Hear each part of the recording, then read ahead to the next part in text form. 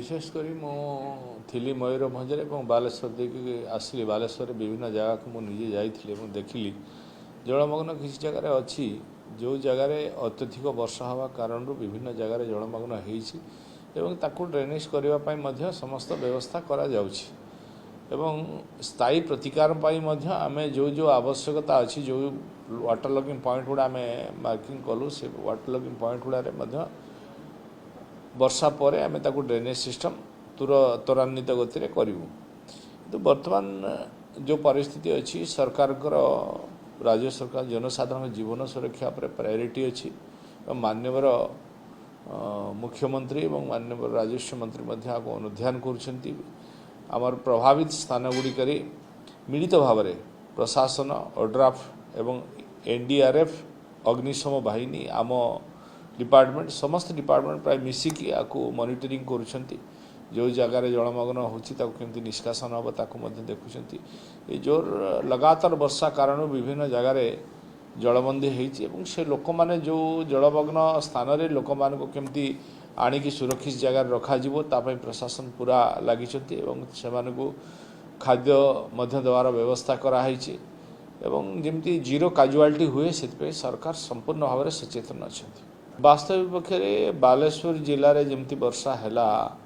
अचानक भाव में एमती केबे भी हो नथिला जहाँ दृश्य देखा मिलला सेटा केबे हो नथिला तो निश्चित भाव में आगको आमको तापाई प्रतिकार करने पड़ो देखो जो भली ड्रेनेज सिस्टम जहाँ नहीं कि अच्छी जी पानी जीवा कथा ताठारू अधिक वर्षा हवा कारण पानी विभिन्न जगह पशि तेणु आम ड्रेनेज मास्टर प्लान गोटे बनवाई storm water drainage master plan बनवाई सबू यूएलबी को दिखाई एवं से मैंने मु आशा करुच्ची खूब जल्दी तार डीपीआर सब आसीज आसीगला माने आम प्लानिंग वे रे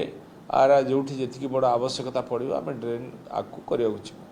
तो एबे जो पानी जमुची ताकू केमती आम मेसीन द्वारा ताकू ड्रेनेज करवा ये सब व्यवस्था कराऊँच कौटी आवश्यकता पड़े काटिकी ड्रेनेज कराऊँच आपाई डिपार्टमेंट पूरा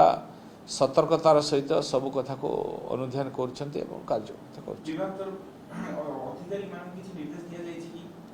अधिकारी मानकर समस्त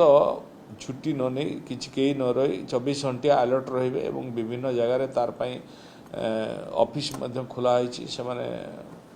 कंट्रोल रूम खोलाई से कंट्रोल रूम रे से माने 24 घंटा ड्यूटी करुँच अनुध्यान करुँच जो जहाँ फोन आसिले से सांगे सांगे ताकू अनुध्यान करके कार्य करने चेष्टा कर निश्चित भाव में जो आवश्यकता पड़ो आम से खाद्यर व्यवस्था करुचु